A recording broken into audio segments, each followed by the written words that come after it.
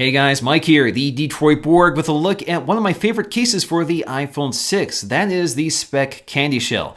Now, if you saw my review of the first-party Apple cases, the leather and silicone cases, you know that the bottom of the phones are completely exposed, which is not something I want to see for such an expensive metal phone like the iPhone 6 or 6 Plus. So I personally prefer full 360-degree protection. So the first case I went to was the Speck CandyShell. It's one of my favorite case series. It's available for a wide variety of phones in a wide variety of colors and configurations. You can get one with a grippable surface on the back called the Speck CandyShell grip, or you can get the classic, as I personally prefer, which is just a simple hard shell external design with a soft shell internal liner. So you have dual layer protection, soft shell internal for shock protection, and a hard shell on the outside to keep it all together. It's a simple, elegant design that's thin, lightweight, and provides full 360-degree protection for your phone.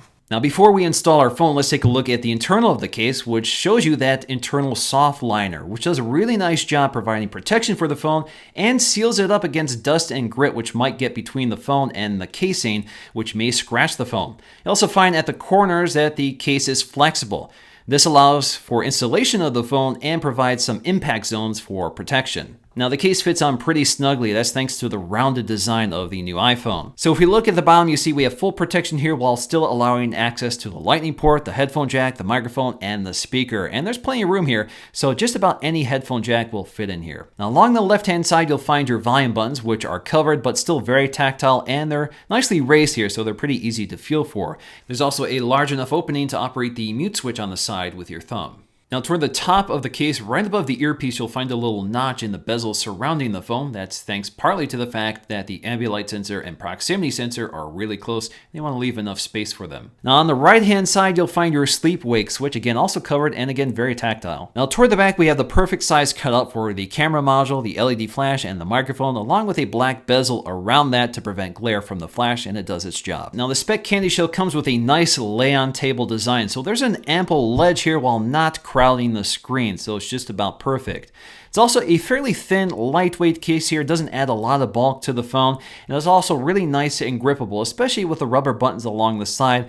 Kind of naturally grip onto those to get a good grip of the phone. It also has that nice material around the bezel of the phone, so you can wrap your fingers around it to really get a nice grip here. But of course, on the back, we have this glossy material. This is plastic, a glossy plastic. Of course, you can get other configurations. I think you can get a matte configuration eventually. So if you don't like glossy, there's probably a solution for you here. Personally, I prefer glossy. It does have a tendency to scratch and that sort of thing. I did use one for my iPhone 5 and 5S. It scratched within reason. It wasn't hideous, but it did a nice job protecting the phone and held up very well. I had no issues with that case. Now, my only real gripe about this case is the back seems to bow out toward the center. So when you place it flat on the surface, it's not quite even and likes to spin around like a top. So there are a few things I really like seeing here. I see that the lightning port and the headphone jack has a rubber piece around the top of it instead of a thin plastic piece.